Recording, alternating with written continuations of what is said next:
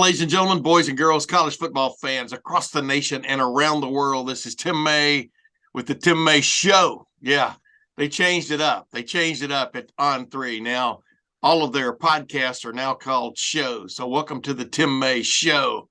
There might even be some singing and dancing, especially if I can get my co-pilot for the week, a return engagement by Matt Parker. Matt Parker, have you been practicing your tap dancing, your singing, your dancing? Have you been taking lessons, or have you just been taking those cat naps in the middle of the day? No cat naps for me. I just work all the time. Just plug me into a machine and I go. I mean, I know how to do a box step. I used to know how to waltz and ballroom dance in high school. So there's a little fun fact about me that most people probably don't know or don't really care to know either. But this is the Tim May Show now, so that makes you one of those personalities now, Yeah. right? May have to get the trumpet out and start playing something. Here in a minute. I have been known to sing from time to time, as you well know, but rarely in front of a microphone because I want to save people's ears. But the reason I've got you on, obviously, is you are our recruiting savant, correct? Man, Yeah. well, I don't know if you're a recruiting savant or you aspire to be. The LettermenRow.com, part of the On3.com empire. You aspire to be our recruiting savant. Is that better? Is that a better way of putting it? I'd say that's pretty accurate. It's fairly accurate, yeah. And so you're taking Wednesday off of this week, correct? I mean, signing day, which I put forth several years ago when the NCAA and everyone, basically moved to the early signing period in December, which I called that will be the signing period. This will just be the adjunct signing period. What happens in February on the first Wednesday in February? Ohio State is signing exactly zippo, nobody on the adjunct signing period, which is Wednesday of this week as we speak, the first day of February 2023. Explain yourself. Well, I mean, being a savant, no. Right. Well, aspiring savant, as we've discussed. Good Aspiring. point. It's like throwing in allegedly, it keeps my hands clean. Yes, absolutely. But yeah, this is no longer, I like how you call it the adjunct signing period. All 20 of Ohio State's commits, now all signees, a handful of them already enrolled at the Ohio State University. I think 11. I think 11 is what you're looking at, the number. Yeah. Yeah. All 20 of the guys who signed their national letters of intent did so in December. And that early signing period really acts as you had mentioned, the new standard. And that's so, big time programs, not even big time programs, but that's who we're talking about, is a major program in Ohio State. It gives them a little less to worry about. You can get those signatures in. They get them sent into Mark Pantoni's office at the Woody Hayes Athletic Center. They're all nice and everything like that. They don't fax anymore. They probably just send it through DocuSign and, the email or whatever like that. Yeah. But from a logistical standpoint and from a, development standpoint, that December signing period for a program the size of Ohio State, to get in as many guys as you possibly can.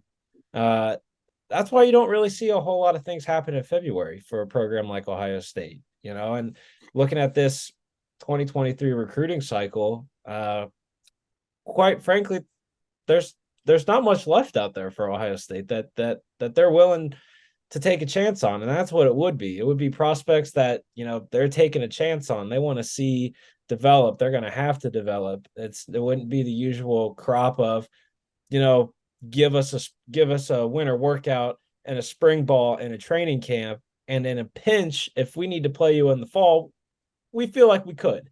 Yeah. These would be prospects who would need two of those.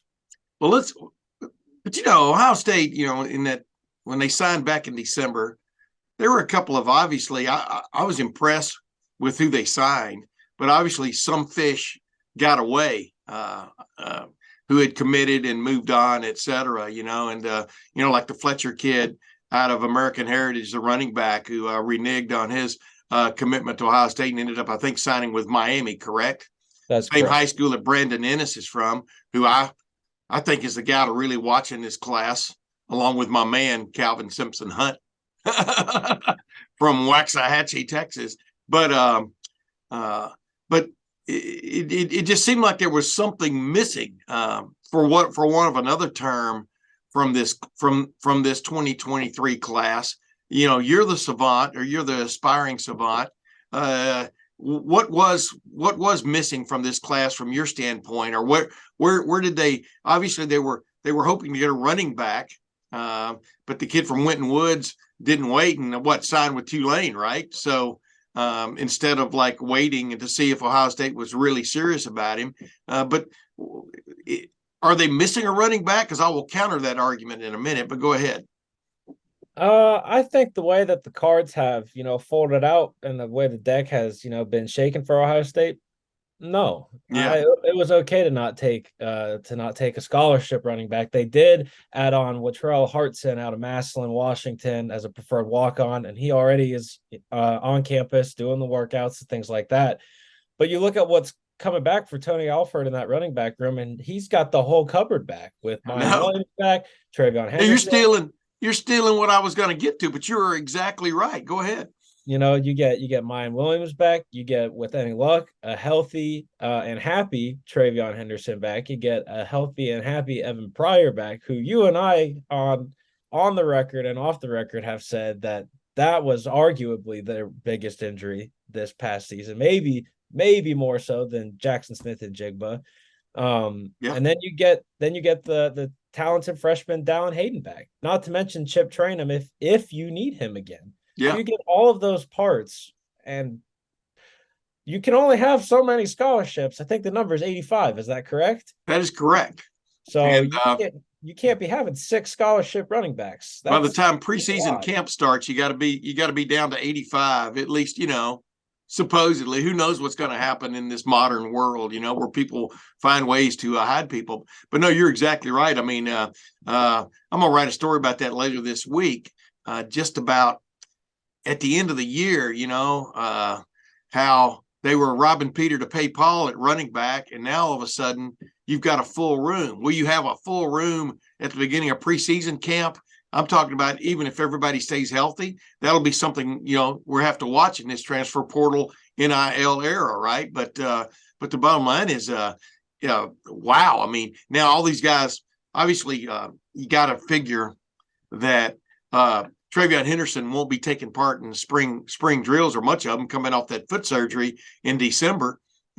We'll see where Evan Pryor is on the comeback trail from that basically serious knee injury he suffered in preseason camp back in August. But by the start of August, this coming August, they're expected to have a full complement, if not more. So why would you, if you were running back in that second period, why would you even consider Ohio State, right?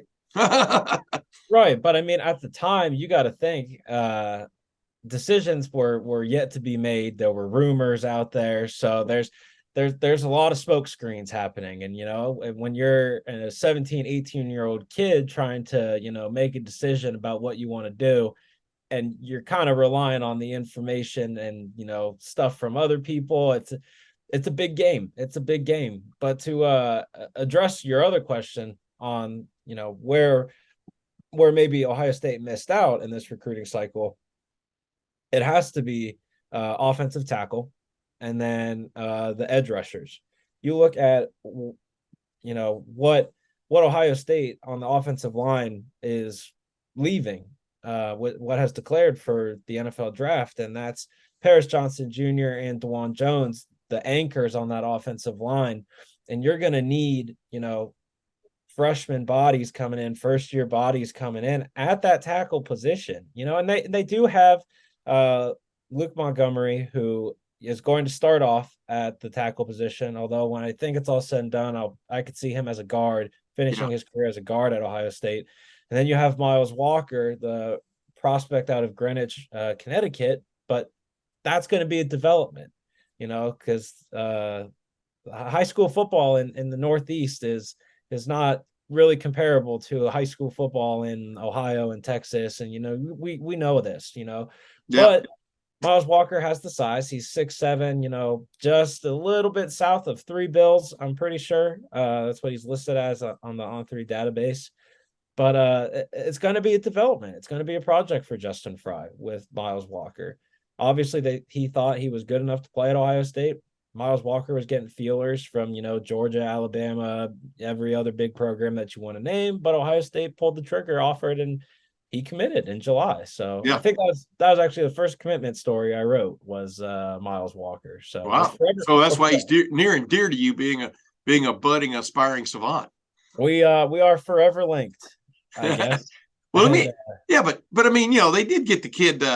They did get the kid out of Indiana, Lawrence Central, which wasn't that where Greg Oden and Mike Conley Jr. came from in basketball, but were they Lawrence North? I get them mixed up, but they get the Joshua Mickens right back on signing day back in December. They look at him as an edge guy. I know. Ryan Day made a point of that in the press conference that day. So they got a guy that they're pretty high on there, right? I mean, and then Jason Moore, I'm not sure where he's going to matriculate out to or into or whatever matriculate means and whatever it means as far as your future goes. But there's a couple of guys that they're at least could fill that bill, aren't there? Though I'll tackle. Are you talking about edge guys on the offense or on the defense? On the defense, I was talking about, I made my point about the edge guys on the offense with those 2 tackles. Yeah. 2 tackle prospects, but to go on the other side of the ball, Joshua Mickens, I think, has all of the potential in the world to be, a great edge rusher for Ohio State. He's going to play. Once he gets onto campus, because he's not an early enrollee. He did sign early, but he wanted to play his senior basketball season at Lawrence Central, where he's just dominating on the hardwood right now. It's pretty funny. He and I were having some back and forth a few days ago about it. But what did he say? Give me some insight. What did he say? Oh, he's just having fun, man. Now that recruiting's over, all he does is he gets good grades and he plays basketball. He's Balls like out. He's like a normal high school kid, right? Yeah. So but he was at the All-American Bowl in San Antonio, Texas at the beginning of the new year. And I was also down there, got to watch him, practice, watch the game on television. And he was one of those prospects, one of those guys that was there that just got better the more comfortable he got.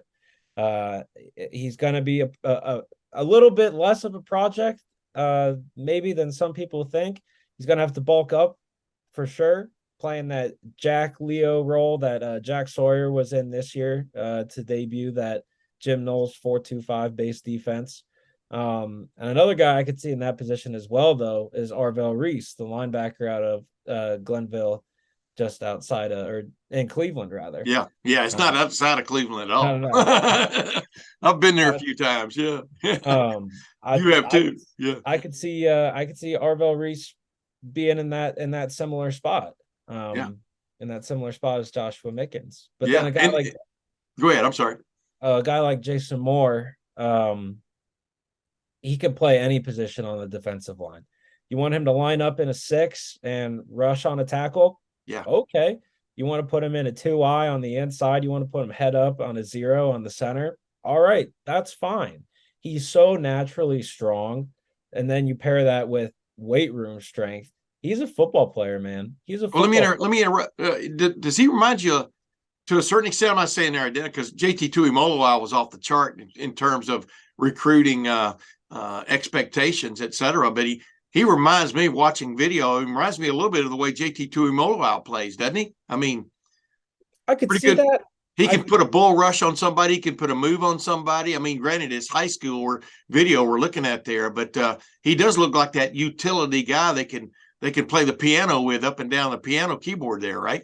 Yeah, I would say the only difference between the two is that JT is a little quicker. He's got that twitch, that all of those, elite best of the best edge rushers, specifically edge rushers have, is that twitch, and they can make the move and stuff like that. And that's something Ohio State maybe hasn't had since Chase Young has been there, just that next level guy. Yeah. And we saw JT have in the Penn State game. We don't need to say anymore. But as it relates to Jason Moore, watching his tape, yeah, I do see some similarities there, but I also see a lot of similarities with Caden Curry. Yeah. He and I was saying this to Charles Power. He does the evaluations and scouting for On Three. Um, I wouldn't be shocked if, depending on what Jason Moore's weight is when it gets all figured out, after being here for the summer and things like that, I wouldn't be surprised if he had a similar role that Caden Curry had this year. A lot of special teams action, every single special teams imaginable, and then when Larry Johnson is done with his main rotation of guys, and maybe Ohio State is out comfortably enough to where all parties on the coaching staff have seen what they need to see, and they can let some of the younger bucks play. Yeah. I wouldn't be shocked if Jason Moore is one of those first guys to go out there. Yeah. And I do like, I do like Mickens. I do like Reese because they do seem to fit the bill. And like you said about Jason Moore, he's like a little bit more of a versatile guy too. But I do like that sort of guys that are going to get larger physically, but do have that little bit of an edge to them from a nastiness standpoint and also a get after it standpoint. Because man, that's the name of the game. It has been for a while, but it's even being exacerbated. Is speed off the edge, speed on the inside. Speed everywhere is what gets you places. Hey, let's move on to this though. Being an aspiring recruiting savant, do your powers also extend to the transfer portal? Here's my take. We've talked about this before at Lettermen Row with my buddy Spencer and Andy, but Tristan Gebbia, the quarterback transfer they've gotten from Oregon State, I think he really fits the bill that they needed in that room, that quarterback room, of a guy that, even though he started games at Oregon State, won some games at Oregon State as a starter, a guy who's going into his 7th year in college football, he gives you almost that second, third coach in the room kind of presence and fills the bill in case there's disaster or something. Here's a guy that's taking some snaps, but I think that was a better, maybe a stronger pickup than some people even give it credit for. What's your take on that? Yeah, I don't. I kind of let Spencer and Andy play around with the transfer portal. I like to worry a little bit more about the high school recruits, because that's how Ohio State wants to recruit, is from the high school level and develop them into stuff like that. But the reason I'm asking that is Lincoln Keenhost, the kid they signed out of Pierre, South Dakota, clearly is physically is a little bit of a project. You know what I mean? I think this guy can play. And you talk about a basketball player, like we were talking about a while ago with Mick as well. Lincoln Keenhost, boy, watch his basketball highlights. They're amazing. I think he also wanted to play his final baseball season there, because you imagine, at a high school in South Dakota, anywhere in South Dakota, you take an athlete like that out of the rotation. In any sport, you're probably hurting a little bit. But go ahead. I just see him definitely as a project, not a bad project, but a project. I see Jebby as a guy that could walk in 5 days in and probably take snaps if they needed him to in an emergency. Now go ahead. Well, also, he's got how many more years of experience, right? Exactly. And that's exactly why when you look at the situation, when people saw that, Tristan Gebbia was going to Ohio State, leaving one OSU to go to another, people were probably like, well, okay, who's this guy? Yeah. And I really like the move. I really applaud the move. Oh, I do too. I like him. Dennis. Yeah. You get a veteran in the room who, you tell everyone that they have an honest chance to compete for a starting job. And yet, maybe that's true, maybe that's not. But I think everyone in that building is expecting Kyle McCord to take the reins. And that's with another 5-star and Devin Brown right behind him. But Kyle's been in the building for going on 3 years now. Right. This will be his 3rd off season. So to have that veteran presence in the room, and Tristan Gebbia is going to have to, learn the offense. He's going to have to learn the checks. He's going to have to learn the signals and everything like that. But he has game experience, and that's something that you can't overstate, that how important that is to have game experience. Yeah. Kyle McCord, yeah, he has game experience too, but he started one game against Akron in a game that Ohio State wrote the check for the Zips to come down 71 and get the rear end handed to him and then go back up to Akron. What if they flew? You think they flew down?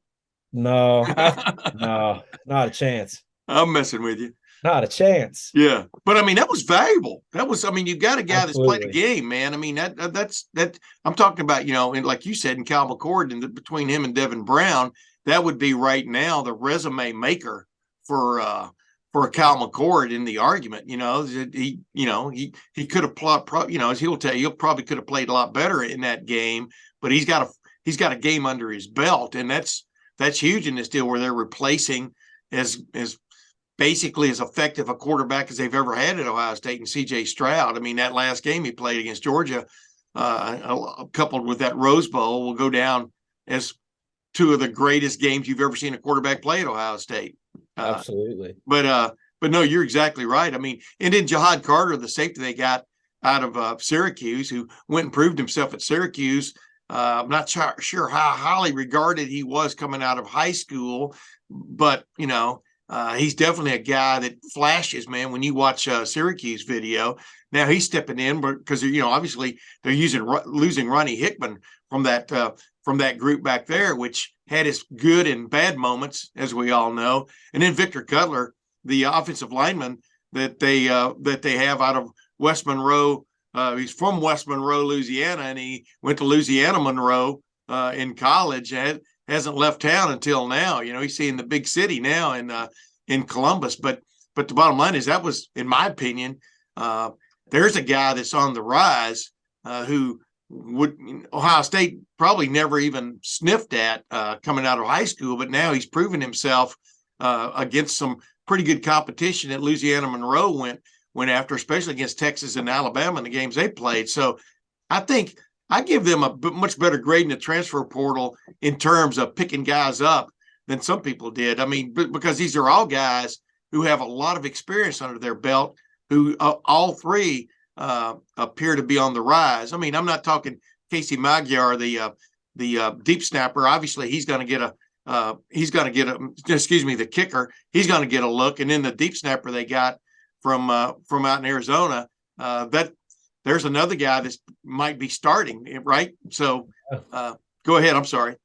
Well, to your point about Jahad Carter, I think that, to me, I like that move more than the quarterback move, quite honestly. Yeah. With losing Ronnie Hickman and losing Tanner McAllister in that safety-driven defense that we heard so much about. But that safety-driven defense that got exposed in the last two games that they played. It did? Well, I don't know what Ohio State Buckeyes you were watching. Yeah. That was, I said that tongue in cheek, obviously. Go ahead now. Yes. This Carter out of Syracuse, great coverage skills as a safety, has a nose for the football.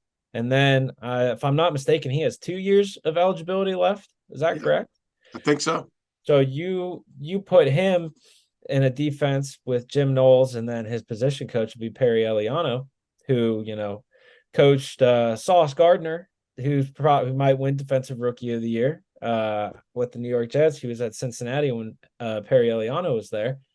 This is, I think, people were expecting the turnaround on that defense maybe a lot more quickly, and I think maybe we were all guilty of that, just expecting for it to be a one-season fix. I think it showed that in at least 11 games, I'll say 10 and a half games, because some of the parts of that Maryland game were pretty suspect, in my opinion. Oh, they had some suspect moments throughout the year, in my opinion. Though, not games, but moments. Moments, yeah.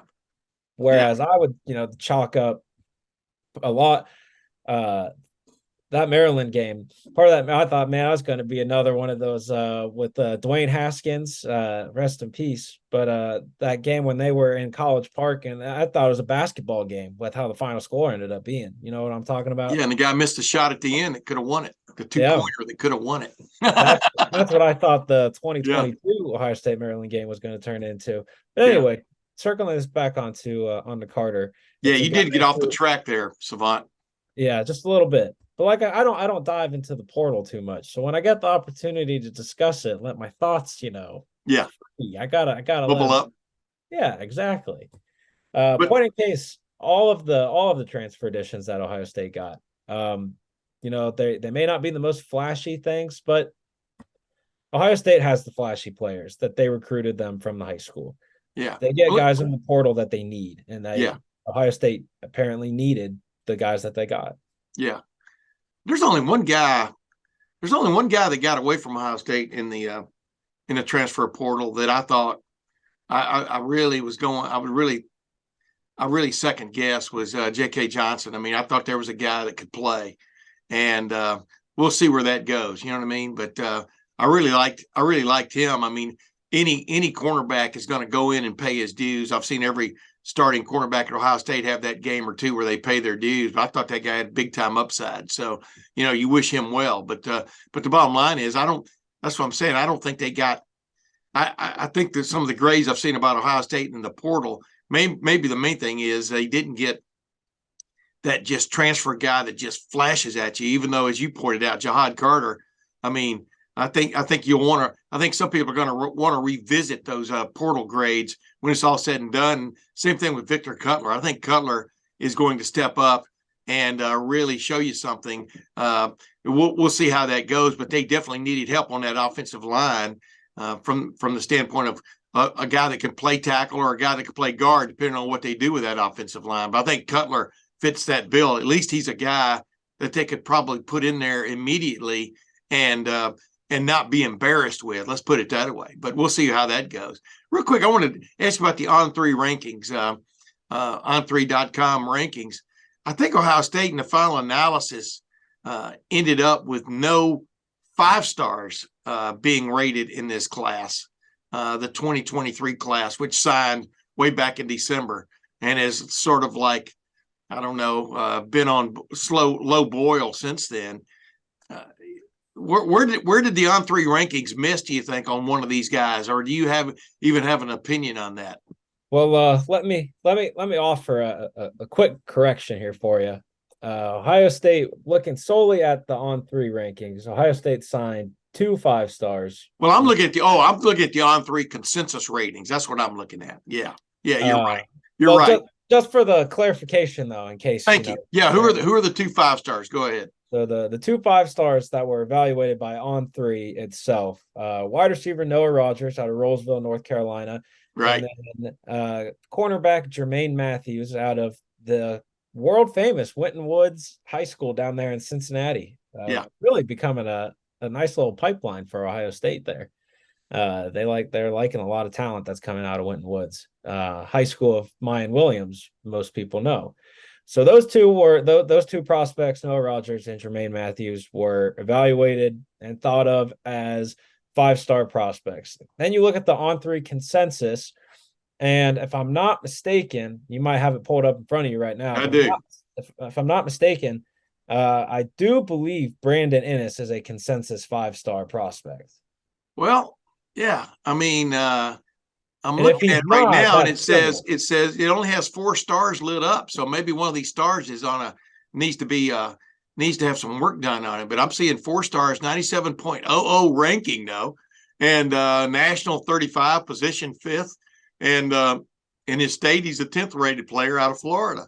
That's what I'm looking at, and maybe my list is dated, but I just called it up from the on3.com site. But the bottom line is, there's a guy that, man, I tell you, these receivers they got, I love watching their video, and Brandon Inniss is definitely one of those. And you got to see him live and in person, right? I mean, what's just your take on him? Live and in person, there's nothing like it. You can sit there and watch all the film and games on your screen as you want, but as you know, in person, whole new game, whole new ball game. Watching Brandon Inniss, he can run every single route in the book. He's got strong hands, and I mean like strong hands. He can have a defensive back hanging onto his forearm and he's still going to catch that ball. I thought one of the best attributes about him, however, was what he did when he didn't have the ball. And he still ran his routes just as hard. And he in 7-on-7 settings, sometimes they like to dial it up. So they'll work on route combinations, and they know, it's going to be that outside guy that's going to get this ball. And that's why we're working on this. And even in situations like that, where he knew he wasn't getting the ball, he's still running the route like he's going to get the ball. And that's the kind of stuff that Ohio State recruits. Yeah. And all of that. I mean, this is a guy I think that played quarterback for American Heritage a few times. I mean, you know what I mean? I mean, got in and played some quarterback and then has played some defensive back. I mean, this is a guy that just loves to play football, right? I mean, he's not this, fragile little piece you put out there on the edge and go catch footballs. I mean, he loves to play football, right? I mean, he exudes that, doesn't he? Yeah, absolutely. I mean, it's when the helmet and gloves get put on, man, it's fun because little kids play football, right? That's how it all starts, Yeah. And to Brandon Innes, he goes out there and it's like he's playing football for the first time again. He has that joy about the game, and I feel like it's so refreshing when you see a football player feel like that, because I feel like too often, I'm not going to get in a whole diatribe about the mental dichotomy of football players and how seriously they take it, because they should take it seriously. It's their job, like how my job is to talk about recruiting, and I take that seriously. But also at the end of the day, I'm talking about high school kids where they're going to go play college football. It's a game. It's all a game. Wait a minute. Or is it? I don't know. You saw some of the comments from Nick Saban to the Alabama High School Football Coaches Association this past weekend, where he was talking about how there was one guy they turned away who wanted X amount of money. There's another guy on his team who wanted X amount of money, and also to get his girlfriend into law school at Alabama, and that guy ended up leaving the team. This I'm talking about who was already a starter at Alabama. I think it's more than just a game anymore for a lot of these guys. I mean, I didn't mean to give you a little 90-degree turn there, Matt, but you're involved in covering recruiting, and how just crazy is it getting out there? And then number two is Ohio State. Ohio State's been reluctant to join that game for a lot of reasons, but I'm asking you 3 or 4 different questions in a row, but how crazy from your vantage point, the stuff you pick up, how crazy is it getting out there? Oh, it's a madhouse. I mean, you hear X amount of things about, oh, well, this school pay to play is definitely happening for some programs right now. You hear instances of, oh, well, if you sign your letter of intent, we're going to pay you this.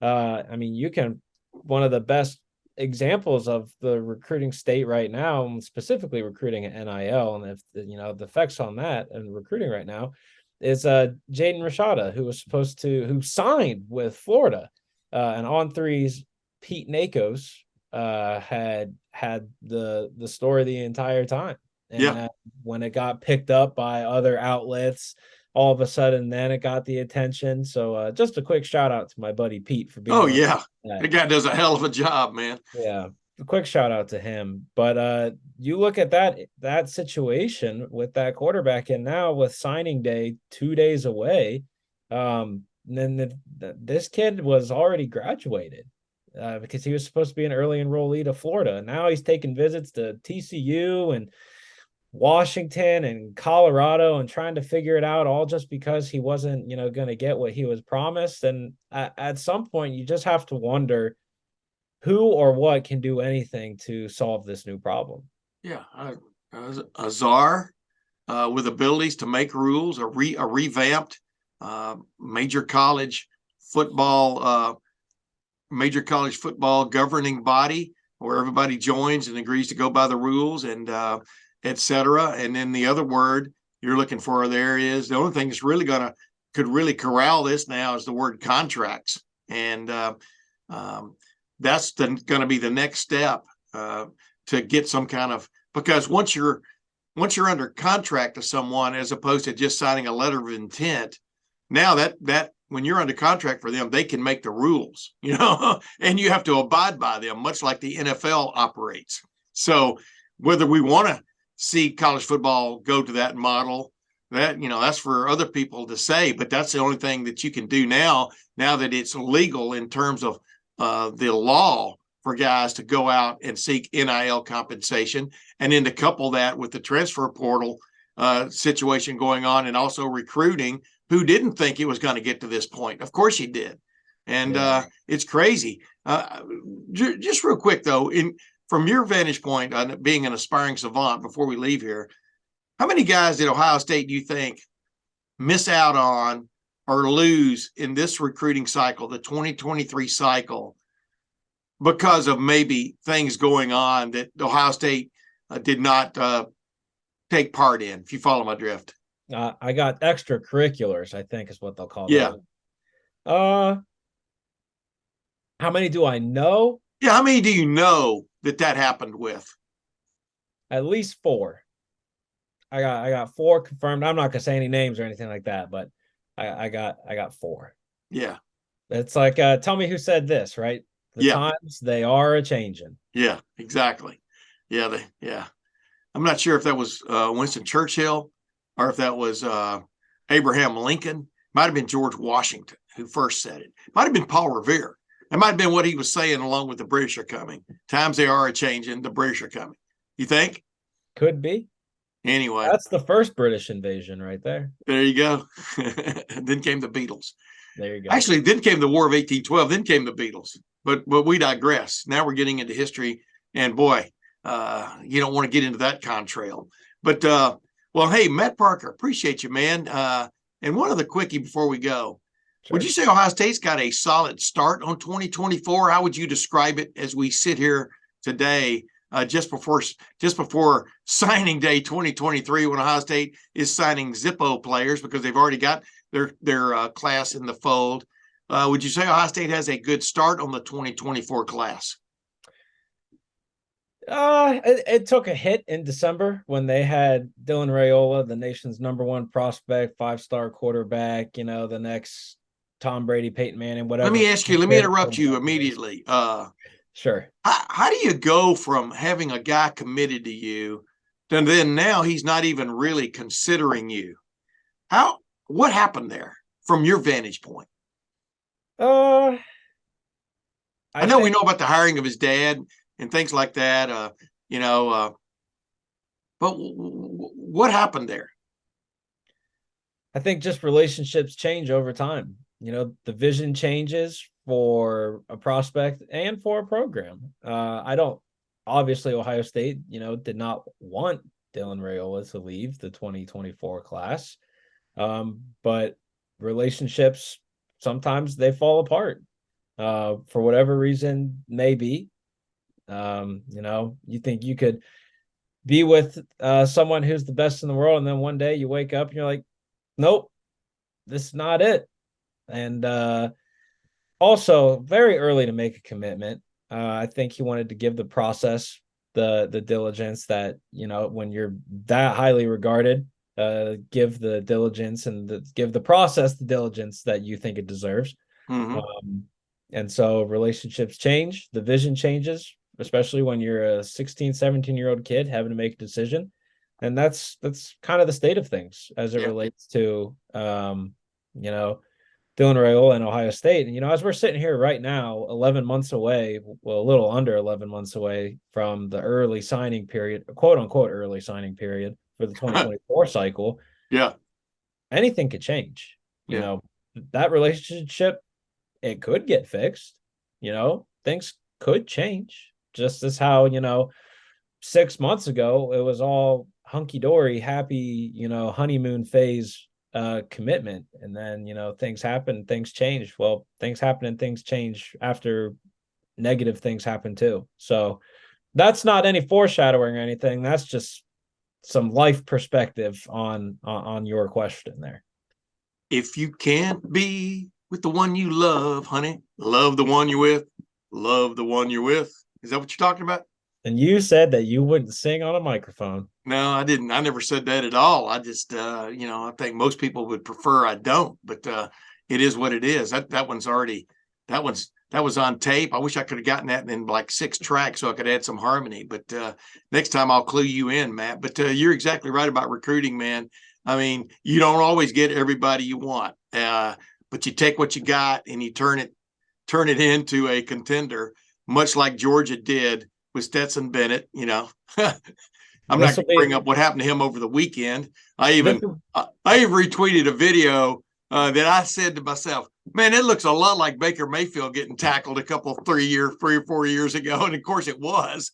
But the bottom line is, Stetson Bennett is a great example of everybody missing on him in recruiting, and then him leading his team to 2 straight national championships.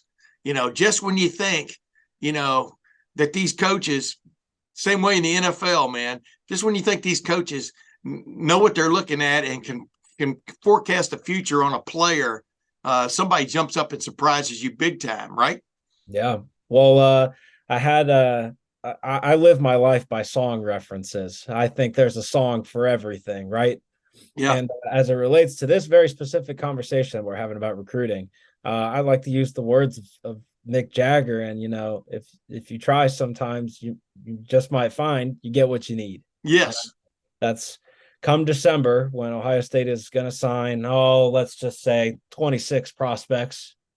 Nothing behind that number, but that's how they need a good number after taking only 20. Yeah. In 2023, they're going to need a heavy class for And they're sure. going to lose guys. Yeah. Yeah. Absolutely. You know, Ohio State's going to have to get what they want, but they're also going to have to get what they need. Yeah. So Absolutely. I'm Well, done with song references for this show. ladies and gentlemen, budding songwriter, budding song lyricist, and also aspiring savant, Matt Parker. I want to thank you once again for joining the Tim May podcast, man, and being in that co-pilot seat. I think you did a wonderful job. Thanks for having me. And Appreciate ladies it. and gentlemen, until next week, the Tim May Show. We'll see you then.